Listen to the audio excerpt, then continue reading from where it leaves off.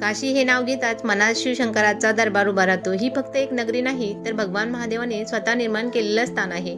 असं म्हणतात की जेव्हा संपूर्ण विश्व नष्ट होतं तेव्हा ही काशी तशीच राहते, कारण काशी ही महादेवाच्या त्रिशूळावर टिकून आहे.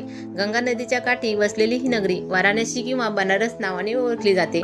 हे जगातील सर्वात प्राचीन आणि सतत वसलेलं शहर आहे. इथे असलेली काशी विश्वनाथ मंदिर हे 12 ज्योतिर्लिंगापैकी एक आहे. इथे दर्शन घेतलेल्या भक्ताला पुन्हा जन्म घ्यावा लागत नाही, कारण मृत्यूच्या क्षणी भगवान शंकर स्वतः त्याच्या कानात तारक मंत्र सांगतात आणि त्याला मोक्ष देतात.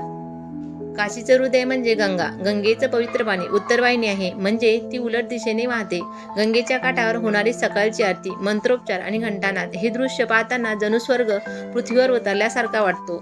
इथं असलेल्या मणिकर्णिका घाट जगातील सर्वात रहस्यमय ठिकाणांपैकी एक आहे. हजारो वर्षापासून इथे मृतदेहाचे अंत्यसंस्कार होत आहेत, पण या ठिकाणचा अग्नी आजवर कधीच विझलेला नाही. असं म्हणतात की हा अग्नी स्वतः भगवान शंकराने प्रज्वलित केला आणि तो मोक्षाच्या मार्गाचं प्रतीक आहे. आजच्या काळातही काशी विश्वनाथ धामाचं वैभव सतत तेजस्वी आहे.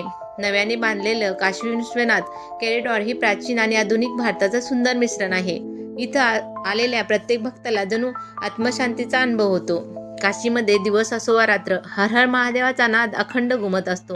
मंदिराचा घंटा, गंगेमधील आरतीचे दीप आणि भक्तीचा सुगंध हे सगळं मिळून काशीचं वातावरण देवत्वाने भरलेलं वाटतं. काशी हे फक्त ठिकाण नाही, ती एक अनुभूती आहे, श्रद्धेचं केंद्र आहे आणि मोक्षाचं द्वार आहे. म्हणूनच म्हणतात, ज्याने काशी पाहिली त्याने सर्व पाहिलं.